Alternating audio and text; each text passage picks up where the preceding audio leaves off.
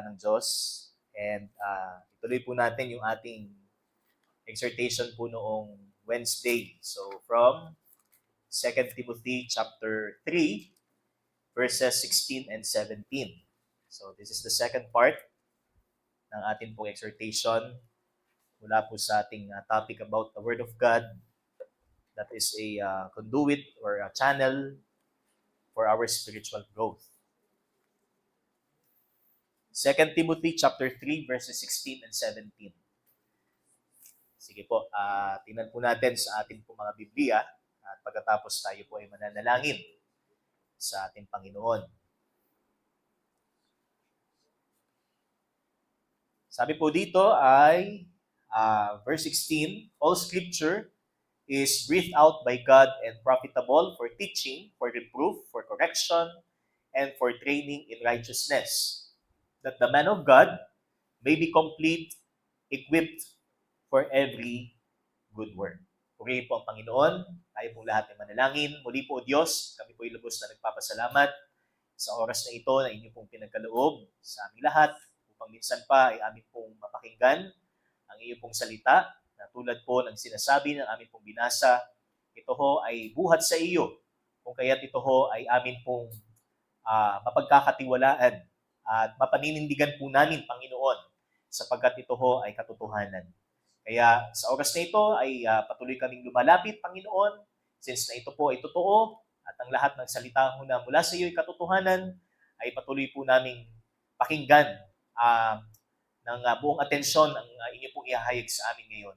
At ang inyo po lingkod na gagamitin ngayon pong gabi, ay gamitin niyo po lamang na tagapagsalita, Panginoon. Itago niyo po ako sa likod ng inyong pong kabanalan at humingi din po ako ng tawad sa lahat ng akin pong mga pagkakasala. Ikaw lamang po ang may taas namin sa gabing ito, sa pangalan po ng iyong anak na si Jesus. Amen at amen. Okay, so God's Word, a conduit for spiritual growth. So ito ho ay isa ho sa tinatawag nating means of grace upang tayo po ay umunlad sa ating pananampalataya o sa ating spiritual na buhay. So last time, ang atin pong pag-aralan is about doon po sa sinabi sa verse 16 that this is a breathed out by God, or yung tinatawag po nating inspiration, so that this is plainly inspired by God Himself. And since ito ho ay inspired or breathed by God, hininga, o sa Tagalog po ay kinasihan ng Diyos, ito ho ay walang pagkakamali. Ano po? So this is inerrant, or the Word of God is inerrant, meaning free from error. So walang pagkakamali. And also infallible, that means cannot err or incapable of error. So hindi siya magkakamali. So hindi ho siya subject to error. Hindi ho tayo ililigaw o ika nga, katulad po ng uso po ngayon sa atin, yung mga paglabas ng mga hindi naman totoong balita. Yan, yung tinatawag po nating fake news. Yan. So, hindi po ito Word of God. Ano po? So, hindi po characteristic ng Word of God na tayo po ay dalhin sa kasinungalingan o doon sa hindi totoong pangyayari. Kundi ito po ay totoo. So, although ito po ay may iba't ibang literary form, so meron po tayong poetry, meron po tayong narrative, meron po tayong epistles, so meron po tayong prophecy. So, iba-iba sila, but these are all inspired by God. So, ito po ay yung tinatawag po nating inspiration and authoritative. So, that means ito yung tinatawag po nating final authority. So, unlike po sa relihiyon, kung saan ang kanilang authority is yung kanilang leader o yung mismong church. Pero sa atin, so our final authority is no other than the Word of God. Kaya, reliable po ang salita ng Panginoon sa lahat ng aspeto. So, pertains to our belief, so doon sa ating paniniwala, it pertains to our practice, o doon sa ating pamumuhay in godliness. So, bilang may pagkatakot sa Kanya, bilang may pagpapasakop sa kalooban ng Panginoon, di ba? So, ipinapahayag po sa atin ng salita ng Diyos how. So, not only simply the knowledge, but the know-how. Ano po? kung paano po natin i-apply yung ating kaalaman mula po sa salita ng Panginoon. And as we continue, dito po sa ating second point, so in verse 16 pa rin makikita po natin, so ang sabi po dito is, not only that the all scripture or that the word of God is breathed out by God, so ang isa pang predicate na makikita po natin dun sa statement is profitable. So kaya ito po yung ating second point, that's that the word of God or God, that God's word is absolutely profitable. So sa Tagalog po ay pakinabang. Ano po? In other words, useful. Mamaya, tingnan po natin yung salitang original na ginamit at ano po ang ibig sabihin. Pero makikita po natin that the word here is not only plainly inspired, but also profitable. So, actually, 3 P yung naka-underline po dun sa ating mga headings. And yung ating una po is plainly inspired. So, meaning that this is from God, this is originated from God. And then, number 2, this is absolutely profitable. So, in our part naman, ang salita po ng Diyos ay kapakipakinabang para sa ating pananampalataya at pamumuhay. So, for our faith and practice. And it says in the text, and profitable for teaching, for reproof, for correction, and for training in righteousness. So, meron pong 4 na purpose clause na makikita po tayo doon sa text. So, ang sabi po dito is first, for instruction or for teaching. So, actually, ang mako-cover lang po natin tonight is yung pong first 2. Doon po sa for. Ano ho? So, yung for teaching and for reproof. So, ano po ang ibig sabihin? Bakit may salita ng Diyos? Ang layunin lang ba ng salita ng Panginoon sa atin is just for information, para lang ma-inform tayo about sa ginawa ni Kristo, about sa pamumuhay ng mga Israelita? Yun lang ba ang purpose ng Biblia? No.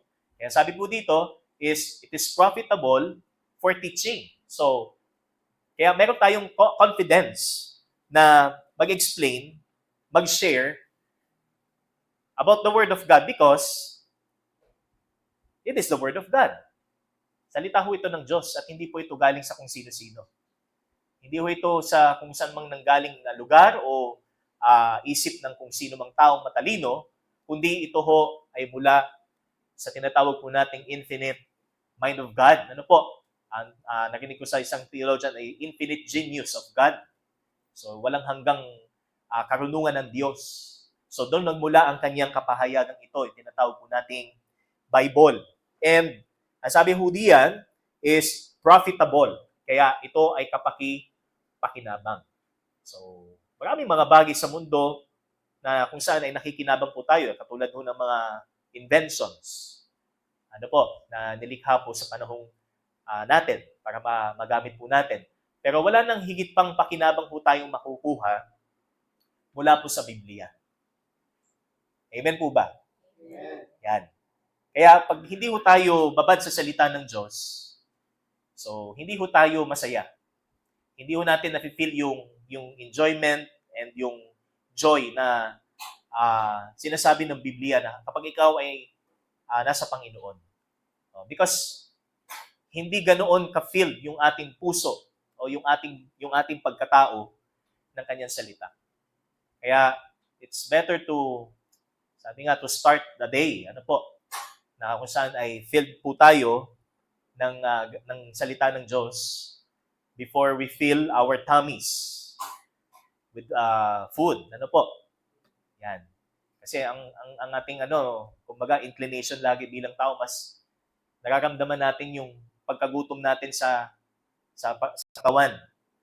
'Di ba? Paggising pa lang natin sa umaga. So, ang mas matimbang sa atin ay kung ano yung ipupuno natin sa ating tiyan. Pero yung ipupuno natin sa ating puso mula sa salita ng Diyos ay hindi natin masyadong napapansin o hindi natin masyadong binibigyan ng attention. So, yun yung problema. Ano po? So, it's a matter of perspective and priority kung sino ba yung dapat nating unahin o dapat unahin sa bawat araw. So, again, sabi po dito, for the second heading, the Word of God is also predicated as profitable. So that's from the word ophelimos, which means advantageous, productive, or beneficial. So alam niyo po, sa creation pa lang, nandun yung purpose ng Panginoon sa atin na tayo maging productive. Hindi ho tayo binuhay ng Panginoon just only to breathe, to inhale, and just, sabi nga, to exhale, na walang purpose sa buhay. Isa sa purpose ng Panginoon sa atin is to be productive. And ang unang-una ho na dapat na maging productive po tayo is sa ating espiritu. At ang makatutulong po sa atin dito ay unang-una ho is ang Biblia. Sa Biblia ho natin nalaman ang kaligtasan. Therefore, sa Biblia din po natin malalaman how, paano tayo mabubuhay bilang isang ligtas. That's why it is profitable, it is productive, beneficial, and advantageous spiritually. And spiritually speaking, the Word of God is our fitting means for God, or from God, essential for our spiritual growth. So, talagang hindi ho po pwedeng may maganap na unlad o paglaki natin sa ating espiritu kung wala ho tayong sa salita ng Panginoon na hindi tayo consistent na nagbabasa at consistent na meditate ng Word of God. Kaya sabi po sa Matthew chapter 4 ng Panginoon, so Matthew chapter 4 verse 4, man shall not live by bread alone, but by every word that comes from the mouth of God. So, hindi lamang sa tinapay nabubuhay ang tao. Sapagkat ang totoong buhay natin ay hindi ang katawang ito, kundi ang espiritu. At ang pagkain ng ating espiritu ay kung ano ang nanggagaling sa labi o sa bibig ng ating Panginoon. At ito ay ang kanyang salita. Amen? Amen. And also, in 1 Peter chapter 2, verse 2, so ito ho isang command or imperative na sabi po is that like newborn infants, let us long for the pure spiritual milk, that by it you may grow up into salvation. So, this is the Word of God, na kung saan ay inahalintulad po sa isang gatas na pangunahing pagkain ng isang sanggol. At ito din ho ang patuloy nating kinakain hanggang ngayon sa ating patuloy na paglaki sa ating pananampalataya. Kaya, here, sabi po dyan, this is very important. This is essential.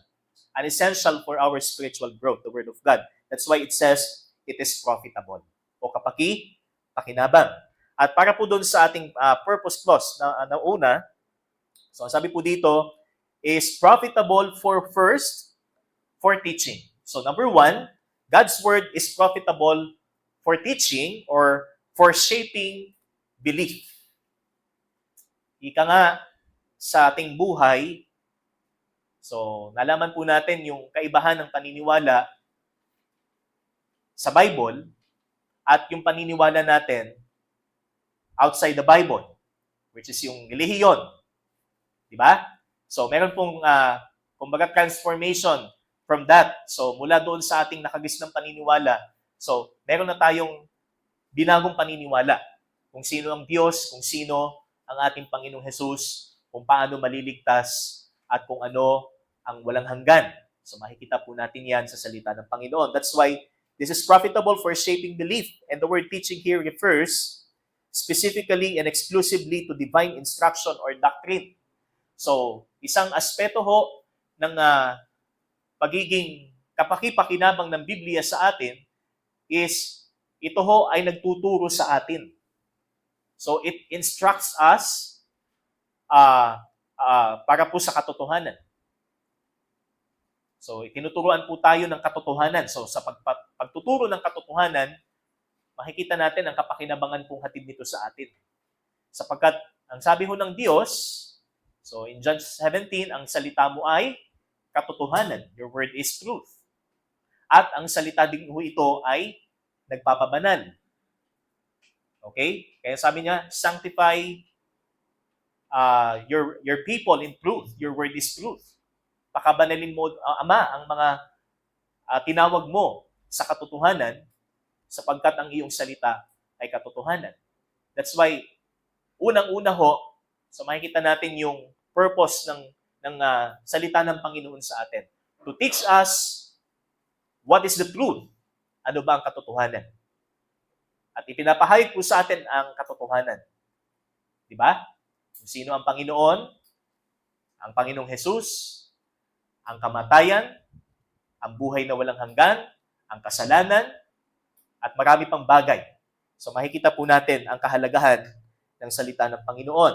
That's why it refers specifically and exclusively to divine instruction. So that is didaskaleia or kalia, given to believers, which included not only the Hebrew scriptures and the teachings of Jesus Christ during His incarnation, but also the inspired teachings of the apostles and New Testament writers. Kumbaga, kabuuan ng Biblia. So, from Old Testament hanggang sa New Testament. So, lahat ng yan ay, kumbaga, dapat nating basahin at dapat nating pagbulay-bulayan because yan po ay upang tayo ay turuan ng katotohanan. Okay? At yung ang Biblia ho, sa kabuuan nito ay nagtuturo ng katotohanan. Amen po, mga kapatid? Okay? Kasi sa part po natin bilang tao po, so hindi natin maiwasang makaramdam ng kumbaga boredom. Kapag ang binabasa natin ay masyadong mahirap basahin, lalo na kung halimbawa ay tungkol ito doon sa Israel, in the Old Testament, di ba? Na-encounter na po ba natin yung babasahin mo yung mga census, tapos yung bilang, tapos yung mga pangalan, ang hirap basahin, di ba? Yan. Sa Chronicles, so may encounter po natin yan. Tapos doon sa poetry, doon sa may part ng prophets, so medyo nakakainip at nakaka-bore. Sabi nga, boring yung part na yun sa pakiramdam po natin. Pero yun ay salita ng Panginoon and equally, dapat ganun po yung pagtrato natin sa bawat word na binabasa po natin, bawat chapter and book na binabasa po natin. Kasi ito po ay katotohanan. It teaches us the truth of God. Okay? That's why this is essential for our spiritual growth, and it is impossible to grow spiritually without a proper knowledge of God. Of course, knowledge is very important. And shallow knowledge might lead us to, kagaya ng sinabi po doon sa Ephesians chapter 4, toss to and fro. Tayo ho'y madaling tangayin, kagaya ho ng ipa. So, basta umihip lang po ang hangin, ay kung saan siya tangayin, ay doon siya pupunta. Kaya, it's very important, na magkaroon po tayo ng malalim na kaalaman sa Panginoon. Okay? So this is very important, yung ating doctrine, yung ating teaching. Kaya, God's Word is the truth of God revealed that we must know and follow. So hindi po ito isang, kumbaga, option, but this is a necessity sa isang Kristiyano na kilalanin pa niya ang Diyos ayon sa ipinapahayag ng Biblia. Kaya doon sa 2 Corinthians chapter 10 verse 5, ang sabi po rito is, we destroy arguments and every lofty opinion raised against the knowledge of God and take every thought captive to obey Christ.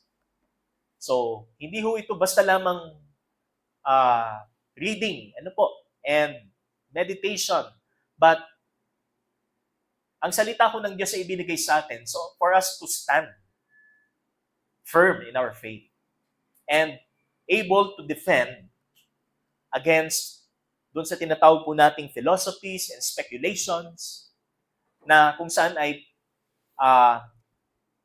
kumakalat po ngayon sa ating daigdig. So, yan po ang isang purpose po ng Bible sa atin. So, sabi ni Apostle Paul, we destroy arguments and every lofty opinion raised against the knowledge of God. So, hindi lang ho big sabihin na alam lang natin ang Diyos kung sino siya, alam lang natin ang Bible, but we should be, sabi nga, deep.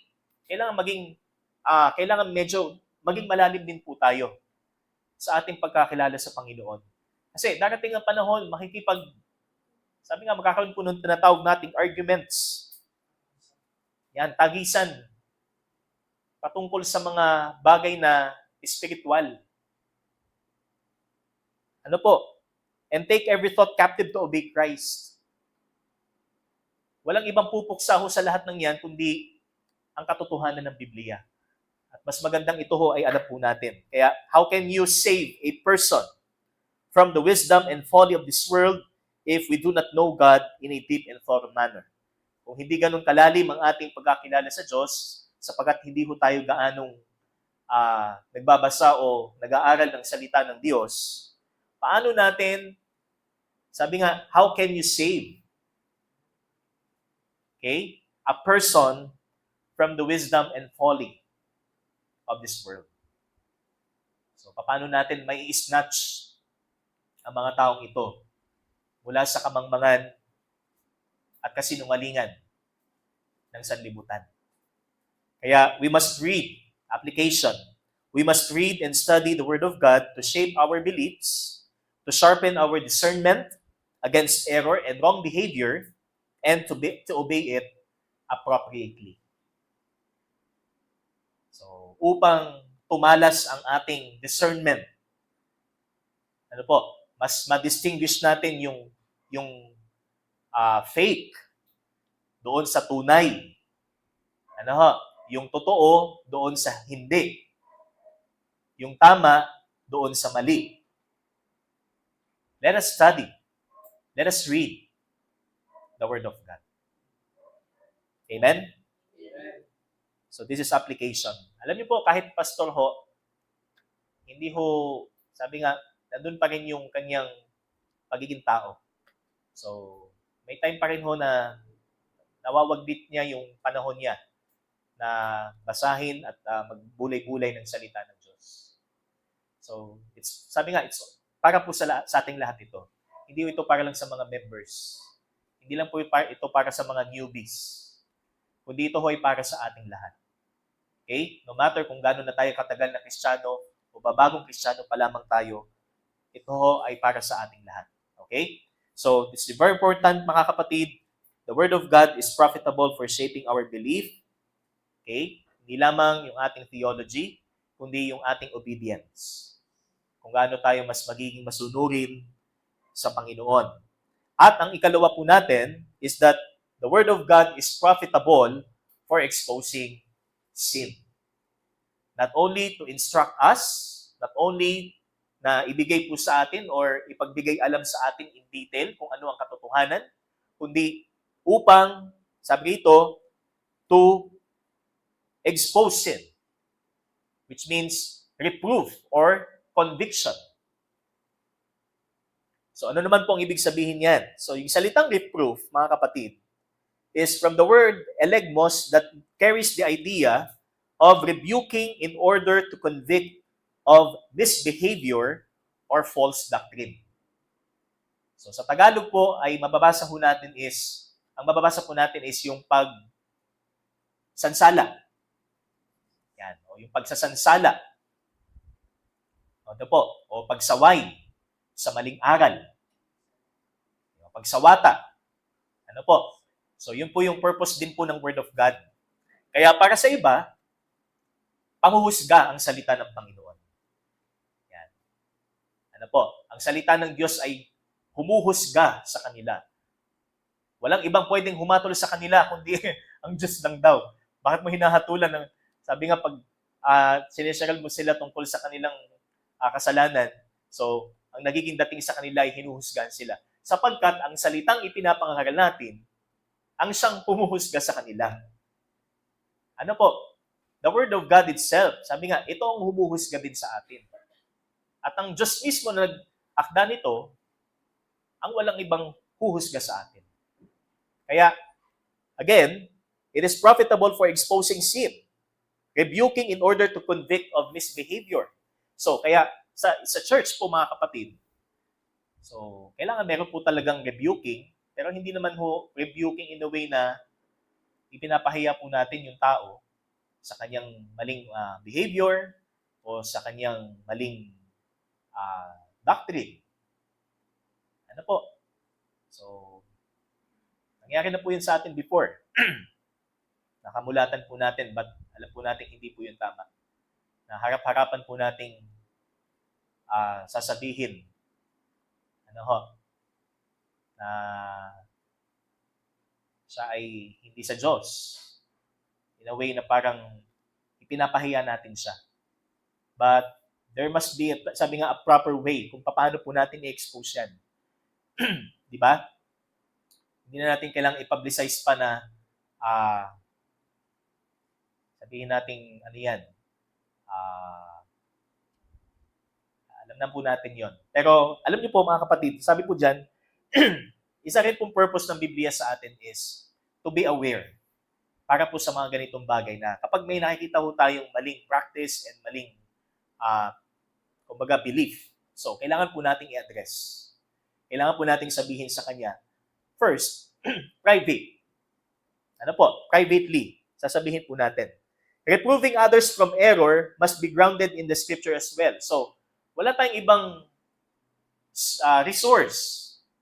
Kapag sasabihin natin sa kanya na, kapatid, ito kasi ang sabi ng Biblia. Yan. Kaya ako sinasabi sa iyo to kasi ito ang sabi ng Biblia. Hindi yung i-reprove mo siya na wala kang katibayan o wala kang reference o hindi naman to sinusuportahan ng Bible. Ano po? That's why reproving, let's say, a sinning brother or sister, so dapat meron po yang supplement ng salita ho ng Panginoon. Kaya, reproving others from error must be grounded in the scripture as well, not in the personal standard of right and wrong. So, hindi lang yung kung ano yung ating sariling pamantayan ng tama at mali, kundi dahil ang salita ng Diyos ang nagsasabi. Yan. Kaya, meron po tayong confidence din not only to share the truth of God, but also to rebuke. Ano po? Yung po mga, let's say, may maling behavior. So, we are confident na i-rebuke siya kasi ang pinanghawakan po natin ay ang salita ng Panginoon.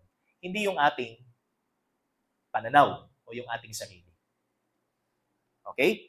So, that truth that brings us closer to God is also the truth that convicts us from falsehood and lies. Hindi lang po ang purpose ng Bible is only to divide what is the right from error, what is the truth from lies. Kundi upang i-guide din po natin.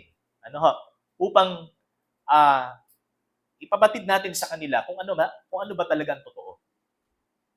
At hindi sila manatili doon sa kamalian. Hindi sila manatiling magkaroon ng kaisipan at paniniwala na hindi po sinasabi ng Bible. Kaya, ang sabi po ng isang kawikaan in 27:5 and 6, better is open rebuke than hidden love. That is a proverb. Better is open rebuke than hidden love. Faithful are the wounds of a friend. Profuse are the kisses of an enemy. So, mas mainam na sansalain mo siya ng harapan kaysa ibigin mo siya ng mayroong hidden agenda. Kumbaga, hindi tama ang intention mo sa iyong pagmamahal. Kaya, in other words, it is better to rebuke with honesty through God's word rather than to be kind with deceit and falsehood. So, yan po yung kailangan natin when it comes to rebuking or reproving a person. Gagawin natin to sapagkat mahal natin sila. Hindi para, sabi nga, baka pag ginawa ko to, masaktan siya. Hindi na siya dadalo. Yan. Hayaan ko na lang. Hayaan ko na lang doon sa kanyang maling ginagawa. Hindi yung tunay na pagmamahal. Ano po? Tolerance is hindi yung pagmamahal. Kundi yan ay kapabayaan po natin sa ating obligasyon sa iglesia, sa kapatiran. Dahil ang pag-ibig, ayon sa Biblia, ay nagtutuwid. Amen? Yun ba ang pag-ibig, mga kapatid, para sa atin? Ito ba'y pagtutuwid? O hinahaya lang nating baluktot siya sa kanyang pamumuhay, sa kanyang pag-uugali? Di ba? Kaya may pagtutuwid po. May tinatawag po tayong rebuking. Ano ho? So actually, yung kasunod po nito, yung correcting, so yun po yung pagtutuwid. Ano ho? But when it comes to rebuking is, we say na yung kanyang ginagawa ay kasalanan o mali ayon sa Biblia. Yan. So kumbaga, not to conceal. Ano po? Hindi ho para i-conceal natin yung nakikita nating mali sa kanya, kundi sinasabi natin sa kanya, kapatid, yan ay kasalanan sa Bible. Ano?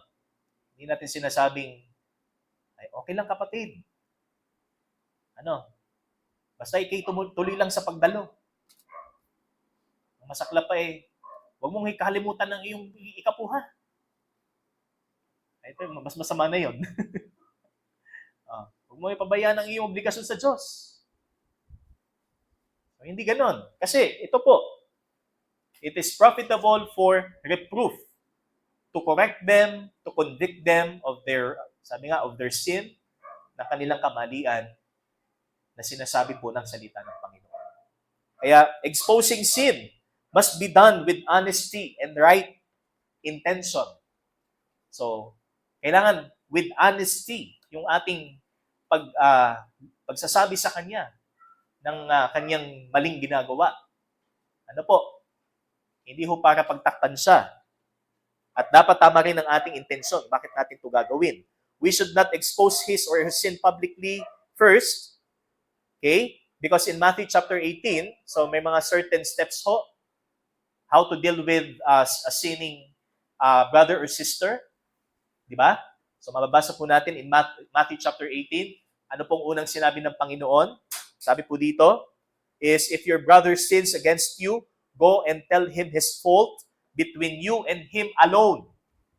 Okay? So the emphasis here is alone. Kayong dalawa lang. Hindi agad-agad sasabihin sa church, hindi agad sasabihin sa buong barangay. Ano po? Hindi pwedeng ganun agad ang ating unang hakbang. Ang unang hakbang po, kausapin siya ng siya lang at ikaw. And if he listens to you, you have gained him. You have gained your brother. Okay? So that's the first step. Not only, alam mo yung mali, i-expose mo siya. I-expose mo yung kanyang maling ginagawa sa ibang tao na wala siya. And most especially, it must be supported with the Word of God. So, ang foundation po natin to rebuke is walang iba kundi ang Biblia. Hindi ho ang ating sarili. Keso ikaw ang pastor, keso ikaw ang matanda na sa ministry, parang yung superiority, yung kumbaga niyakap mo yung pagiging superior mo. Hindi. Salita ng Diyos ang ating pamantayan. Salita ho ng Diyos ang ating pinangahawakan sa ating sasansala sa Kanya. Ano po? Kaya, these are the first two sa purpose clause po na makikita po natin sa verse 16. So, that the Word of God is profitable for, first, shaping belief, and number two, for exposing sin. So, di lang upang tayo turuan ng katotohanan at wastong pamumuhay, kundi upang tayo'y magsansala sa maling aral at maling kaugalian. Kaya, yan po ang kahalagahan po ng salita ng Panginoon, mga kapatid. So, sana, kumbaga, meron po tayong goal na hindi ho tayo lagi ang sasansalain o panghabang buhay tayong sasansalain at sasansalain ang Biblia. Panalangin natin sa Diyos na dumating yung time na tayo ho ay gamitin niya para naman doon sa mga taong darating doon sa ganong kalagayan na tayo ho ay maaaring paalalahanan sila. Ano po? O maaaring paalalahanan po natin sila.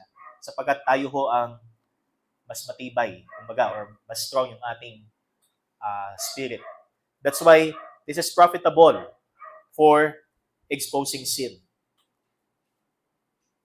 Okay? So, mahalaga po ito. Hindi ho basta lang tayo nagbabasa ng Biblia para punuan o punuin ang ating espiritu, kundi upang ihanda po tayo ng Diyos sa maraming pagkakataon. Makapagtuturo tayo at masasansala po natin ang mga tao may maling pamumuhay at may maling paniniwala na sa tama. Ano po? O tamang kaparaanan. Kaya hindi ho tayo gagalaw ng labas ho sa Bible. Lagi ho tayong dumepende sa Bible. Amen? Amen. So next time, Next time po, yung nalalabing dalawa, yung third and fourth. So for correction and for training in righteousness. And meron pa po tayong third point. So ito po yung sa susunod natin. Purihin po ang Panginoon. Tayo pong lahat ay manalangin. O Diyos, salamat po sa iyong salita. Salamat po sa kapakinabangan ng iyo pong salita. Not only that the Word of God or your Word is inspired, but also profitable for teaching and for reproving sa part po ng bawat mananampalataya, Panginoon. Tunay na ito ho ay importante sa amin, Panginoon. At ang sukat ng aming paglagong espiritual ay kung paano po namin nalalaman at sinusunod ang iyo pong salita. Salamat po sa katotohanan ito. Pinupuri ka namin sa pangalan ng iyong anak na si Jesus. Amen at amen. Sa Diyos po ang kapurihan.